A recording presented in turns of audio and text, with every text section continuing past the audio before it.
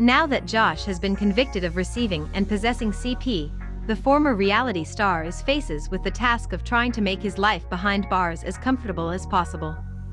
After all, he's probably going to be locked up for a very, very long time. Josh won't be sentenced until April. Before that, we likely won't know just how many years he'll be spending behind bars, or where he'll be imprisoned. This is a federal sentence, after all. In other words, Josh could conceivably be sent to any corner of the country. But no matter where he ends up doing his time, there's at least one perk of life behind bars that Josh will not be experiencing. For better or for worse. According to the Bureau of Federal Prisons website, conjugal visitation between married couples is not permitted within any BOP facility. Yes, we're sure that Anna will be Josh's most frequent visitor, but she might as well bring the kids, if you know what we mean. We mean the couple will not be allowed any alone time.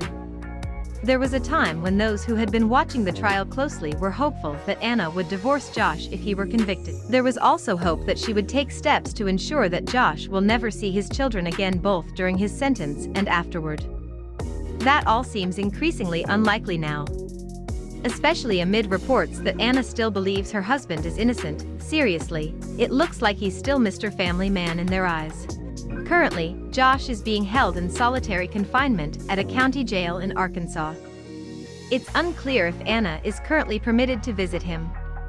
Not surprisingly, sources say the mother of 7 is a deeply distraught state over Josh's conviction, and she's doing her best to hold it together for the sake of her children. Anna's leaning on her own family, her parents and siblings, more than ever now, an insider recently told In Touch. The Duggar name is like wearing a scarlet letter though town. It's not a good thing. That's why Anna is taking this time to pray and focus on her children, the source adds. Yes, there was a time not all that long ago when the Duggars were the most powerful and well-respected family in Northwest Arkansas. Now, as evidenced by Jim Bob's recent landslide election defeat, those days are long gone. Anna is completely devastated, a second source exclusively told In Touch. Her family has been torn apart, but she knows it's not just her family that's been hurt. She's trying to think about and pray for the innocent victims. Of course, Anna remains firm in her belief that those children were not victimized by Josh. As for how Anna will support herself with her husband behind bars, that remains to be seen. Duggar wives are forbidden to work outside of the home, which means she has no job experience. Both fans and critics of the family are hopeful that the Duggars will support Anna, but thus far, Jim, Bob and Michelle haven't addressed the issue publicly.